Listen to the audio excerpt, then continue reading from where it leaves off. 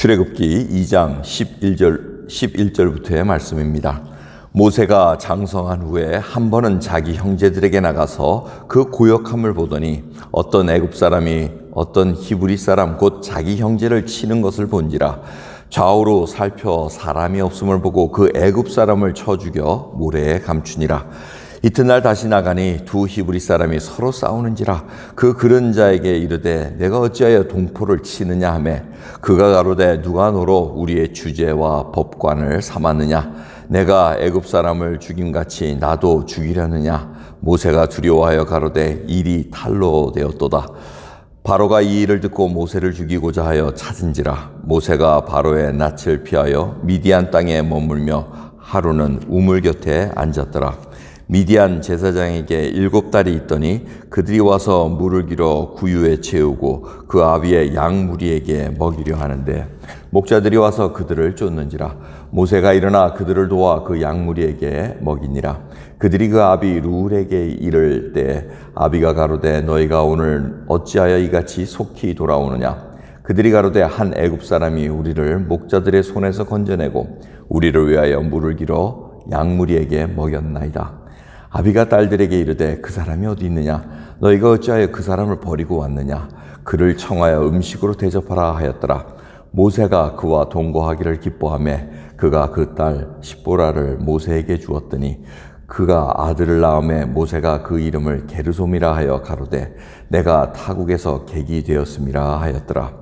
여러 해 후에 애굽 왕은 죽었고 이스라엘 자손은 고역으로 인하여 탄식하며 부르짖으니 그 고역으로 인하여 부르짖는 소리가 하나님께 상달한지라.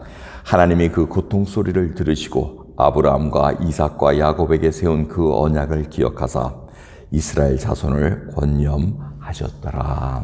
아멘. 모세가 물에 건짐을 당하고 바로 공주의 아들이 되어 자라납니다. 그리고 장성한 후에 하면 우리가 이제 성경을 통해서 압니다. 거의 40세가 됐다고 얘기하고 있습니다. 이제 왕자로서 학문, 외교, 무술 이런 것들이 다 겸비된 왕자입니다. 엄청난 힘을 갖고 있는 자가 겸손하게 동족에 대해서 애정을 갖고 있었다는 거예요. 나는 히브리 사람이다.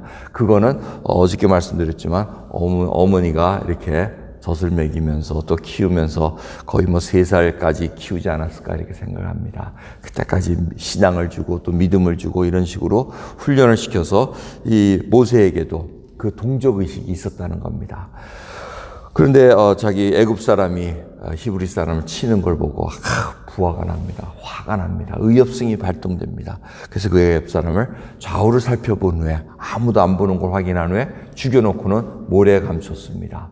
그리고 그 다음날 갔더니 히브리 사람끼리 싸웁니다. 동족끼리 싸우니까 잘못된 사람을 막 뭐라 그러니까 우리가 언제 너를 우리 주제와 법관으로 세웠느냐. 누가 너를 재판관으로 세웠느냐 하면서 너 어저께 죽인 사람처럼 우리 죽이려고 그러느냐. 이렇게 딱 몰아붙입니다. 그러면서 모세가 깜짝 놀랍니다. 탈로 났구나.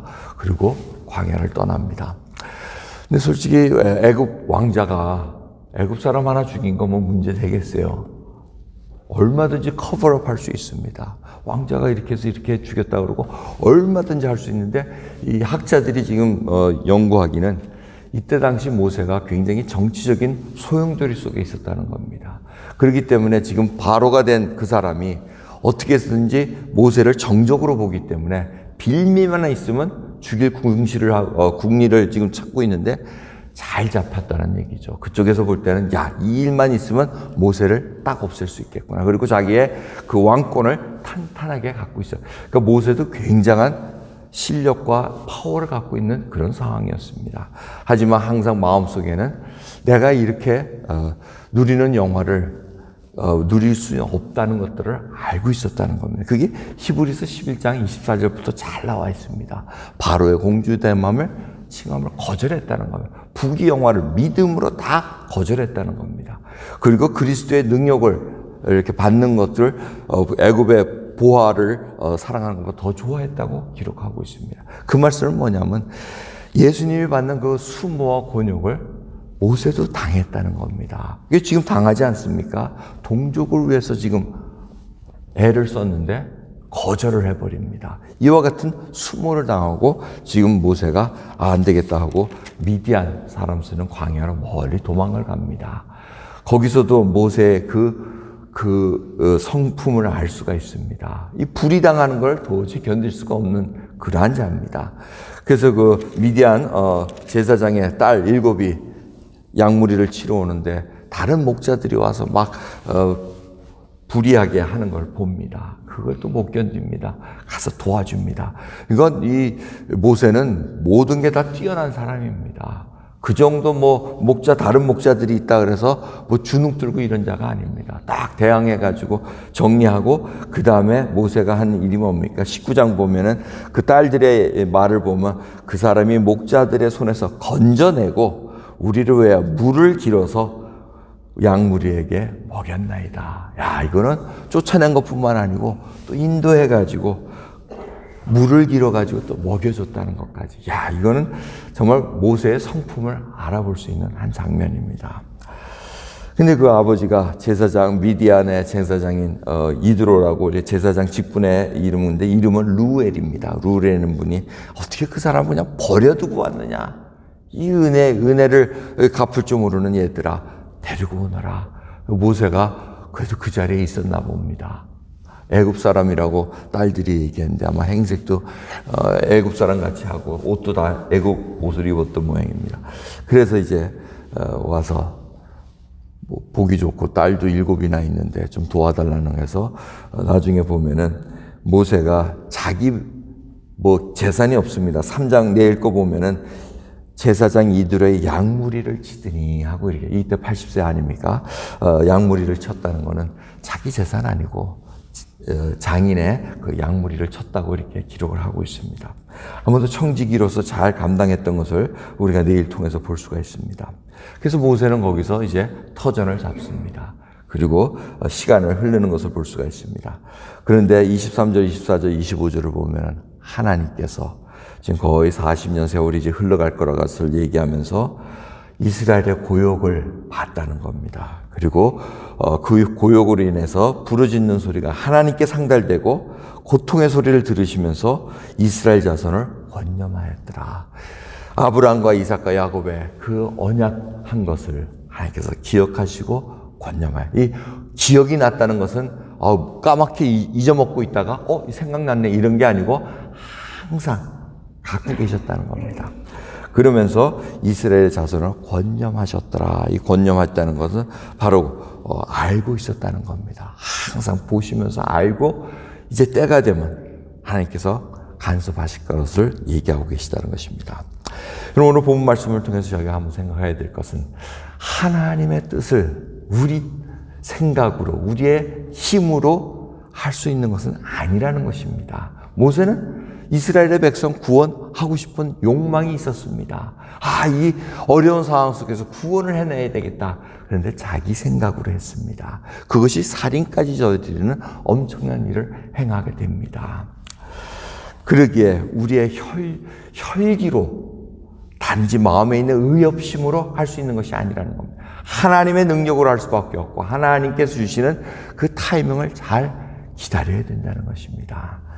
모세는 그 많은 출중한 그 탤런트와 그 지식과 학식과 그 외교술과 이 모든 것들, 그것을 다 활용하고 싶었으나 하나님의 때가 아니라는 것을 알게 됩니다.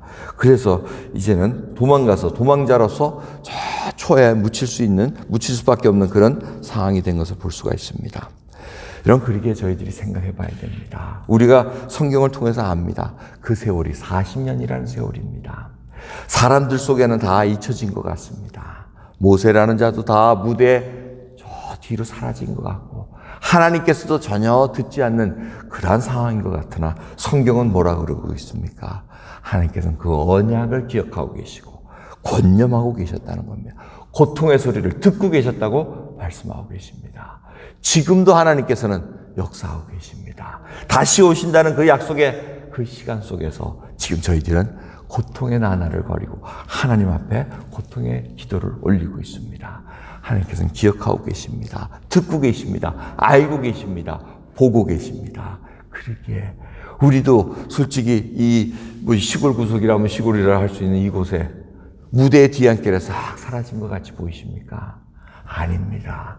하나님께서 우리를 하나님의 때에 맞춰서 훈련시키고 있다는 겁니다. 연단시키시면서 하나님의 때에 저희를 쓰시고자 하는 그 계획이 있다는 것을 잊지 마시기 바랍니다. 여러분, 그 하나하나가 모세와 같이 인도하는 것이 아니고 한 영혼을 하나님 앞에 인도할 수 있다면 그것이 모세와 같은 자로 쓰시는 것입니다. 여러분, 진정으로 이웃을 예수 그리스도의 복음을 전하는 그 증인으로 살아가고 있는가? 내가 믿음으로 하나님의 말씀을 더 사랑해서 세상 물질과 세상이 주는 그 쾌락을 버려두고 하나님 쪽을 택했는가? 그것으로 오늘 다시 한번 점검받으시면서 하나님께 나의 믿음을 내놓는 그런 시간 되기를 소원합니다. 기도하겠습니다. 하나님 감사합니다. 주님, 저희들은 어떤 때는 세상에 다 파묻혀서 무대 속에 뒤에 다 사라진 것처럼 착각하고 살 때가 많습니다. 하지만 주님께서는 저희를 지금도 붙들어 주시고 권념하고 계시다는 것 알고 계시고 살피고 계시고 이제는 주님께서 저희를 눈물과 고통을 다 알고 계시다는 것을 알기에 오늘도 주님 앞에 우리의 마음을 토해냅니다.